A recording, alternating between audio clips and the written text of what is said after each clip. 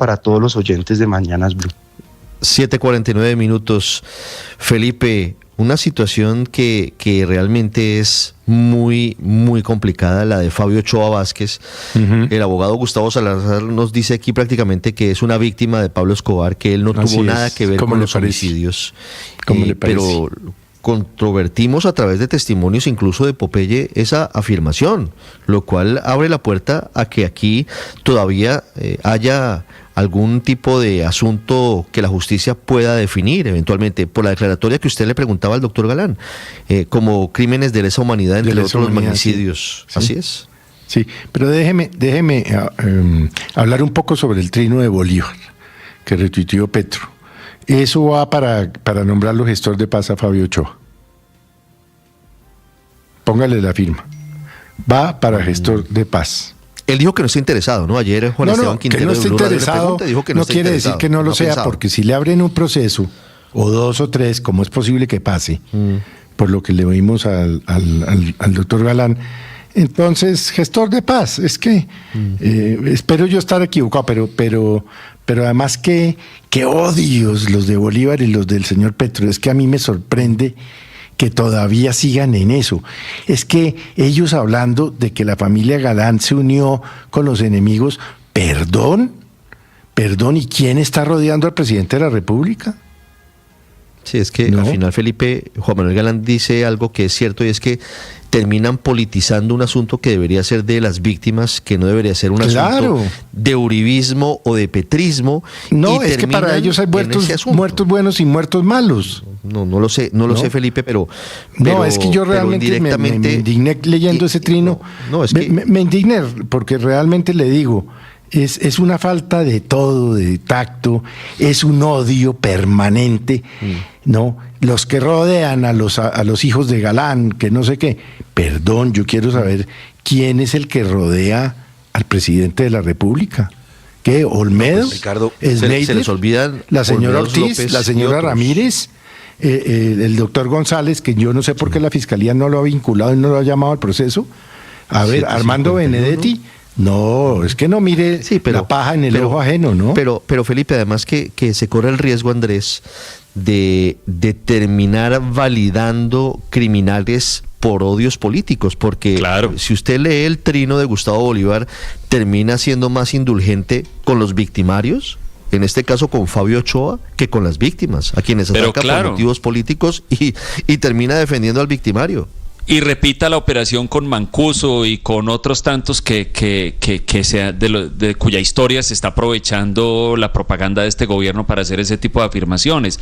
Y cuando usted leyó, Ricardo, el trino de Gustavo Bolívar, yo me ponía a pensar cuál o en qué consiste la supuesta alianza o la supuesta cercanía de Juan Manuel Galán o de los Galán con Álvaro Uribe, y pues yo no la encuentro como en ningún episodio histórico. Incluso me recuerda a eso de cuando ambos eran senadores, Juan Manuel Galán y Álvaro Uribe, y mi parecer es que constantemente estaban enfrentados, y entonces llega uno a darse cuenta, Ricardo, que es que en la visión de Gustavo Bolívar y de esas personas ultrafanáticas que están alrededor del presidente Petro, el mundo se divide entre quienes están con Petro y quienes están con Uribe, y todo el que no se arrodille y diga que Petro es el salvador de la humanidad, entonces es un uribista y está con Uribe. Eso es una visión delirante de las cosas que por supuesto no contribuye a esclarecer lo que pasó. Y sobre lo que pasó, Ricardo, yo sí tengo que decir que esa versión que nos presentó aquí el abogado hace unos minutos, de acuerdo con la cual todo lo malo en el cartel de Medellín, todos los asesinatos, todas las bombas,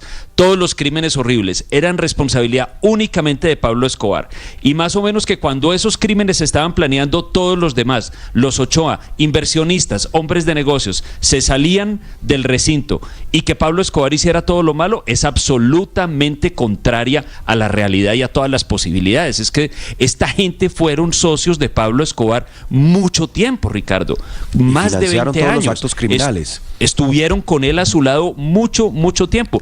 Tuvieron, por supuesto, que enterarse de todas esas cosas. Y estoy seguro que a muchas de esas cosas, si bien no participaron en su ejecución material, tuvieron que dar su anuencia. Entonces, yo sí quisiera también que este señor responda por esos crímenes, porque hay que aclarar que los años que pasó por narcotráfico en Estados Unidos ni siquiera son por el narcotráfico de la época del cartel de Medellín, sino por hechos posteriores, porque él reincidió luego en el narcotráfico en los años 90. Entonces yo creo que hay todavía mucha tela. Todavía hay mucha tela, Ricardo, de dónde cortar, pero además, Luis Ernesto, no vamos a quedarnos con la versión de que básicamente le vamos a salir a deber a Fabio Ochoa, que es la versión, por supuesto, de su abogado, pero detrás hay mucho dolor. Claro, y esa es la función del abogado. Para eso le pagan. Al final no podemos tragar entero, y como estamos hablando de hechos que pasaron hace 30 o 40 años, Luis Ernesto, hay que refrescar la memoria de la gente y sobre todo de quienes no vivieron esa época, que fue una época de las más duras que ha vivido recientemente el país. Y es que, Ricardo, y que tiene responsables con nombre y apellido. Escuchando este testimonio del abogado de Ochoa, que por supuesto es entendible, a él le pagan para defender a su cliente y pues no es extraño que salga en una entrevista a decirnos que él realmente nunca cometió ningún delito, a pesar de que todo el país sabe de los andares de la organización criminal del cartel de Medellín, de todo el dolor causado. Pero ¿sabe qué me quedé pensando escuchando a Juan Manuel Galán y escuchando al abogado de Ochoa? Que realmente la extradición es una herramienta válida para los Estados Unidos, por supuesto, en toda su política antinarcóticos, para poder lograr, digamos, unos principios de oportunidad que le permitan seguir persiguiendo a organizaciones criminales, pero es una tragedia para Colombia. El hecho de que seamos incapaces, que cedamos soberanía y que los crímenes realmente que cometen aquí en Colombia, narcotraficantes, los peores delincuentes, se van con esa verdad, se la llevan y le arrebatan a las víctimas también la posibilidad de entender, de saber qué pasó. Y yo sé que también la justicia colombiana pues no es la más eficiente en todos estos procesos judiciales, ha tenido también episodios de corrupción, pero realmente la extradición es una pero además, Luis Ernesto, en la que perdemos mucha verdad y mucha justicia. Esta gente mató centenares de jueces, mató centenares de magistrados, mató a mucha gente. A la justicia financió la toma en algún momento. ¿Quién financió la toma del Palacio de Justicia, Ricardo? Bueno, pues según la primera comisión de la verdad del año 87, el cartel de Medellín, a pesar de que el presidente Gustavo Petro lo ha negado y lo ha desmentido. No, sí, claro, Felipe, ahí hay diferentes versiones, pero le decía a Luis Ernesto Daniel que es posible, claro, es cierto, hay corrupción también en algunos sectores de la justicia, y la justicia puede ser laxa y la justicia puede fallar, pero no podemos olvidar, Daniel, que el cartel de Medellín estuvo a punto de doblegar al Estado colombiano en los 80. Mataron, como le digo, jueces, mataron magistrados, candidatos la toma del Palacio de Justicia, exacto. Mataron candidatos presidenciales. Entonces, la justicia al final estaba sometida a las bombas, a los atentados, incluso el Congreso de la República, o con sobornos o con amenazas. Al final, el Congreso en su mayoría también era funcional a los carteles de la droga. Venimos de una época muy difícil. Pero Ricardo, yo creo que este no es un tema para culpar la extradición. Yo diría todo lo contrario. Allá pagó los delitos por los cuales la justicia norteamericana tenía contra Fabio Ochoa, por narcotráfico, por lavado de activos y por todo lo relacionado con el tráfico, fabricación y tráfico de cocaína. Acá la prueba de fuego ahora está en la Fiscalía. ¿Por qué no hay unos procesos abiertos contra Fabio Ochoa? ¿Y qué procesos debe la Fiscalía reabrir por los asesinatos, los secuestros, todos los delitos que cometieron en Colombia y quizás que no tenían que ver directamente con lo que ya pasó en Estados Unidos? Ahí la prueba está para la fiscal general sobre qué procesos va a abrir contra esta persona, y seguramente la respuesta acá del gobierno Petro va a ser nombrarlo gestor de paz apenas le intenten abrirle o la fiscal tenga que reabrirle un proceso. Y déjeme terminar con lo que usted acaba de decir. Ahí sí el presidente no dice nada. Cuando el cartel de Medellín financió la toma del Palacio de Justicia, sobre eso sí, ahí se le cae el internet a Gustavo Bolívar y se le cae el Twitter a Gustavo Petro para hablar de eso, de quienes financiaron esa toma sangrienta del M-19 del Palacio de Justicia, donde murieron magistrados, personal administrativo y una cantidad de gente inocente en el Palacio de Justicia. 7:58, 86 personas asesinadas, desaparecidos. En segundos, Héctor, hablamos de noticias sobre Siria, hablamos en segundos de un escándalo que está en desarrollo en la Superintendencia de Industria y Comercio. Héctor, para finalizar. En medio de esa disputa política en la que se vuelve todo en Colombia, pues los verdaderos responsables, me imagino que hacen fiesta, igual que como ayer decíamos, cuando exagerábamos la presencia del ELN, le ayudábamos, era el ELN, y en este caso unos diciendo que el cartel de Medellín financió la toma del Palacio de Justicia y el otro diciendo que es que la familia Galán se alió con los enemigos de su padre, y el señor Ochoa feliz celebrando la Navidad.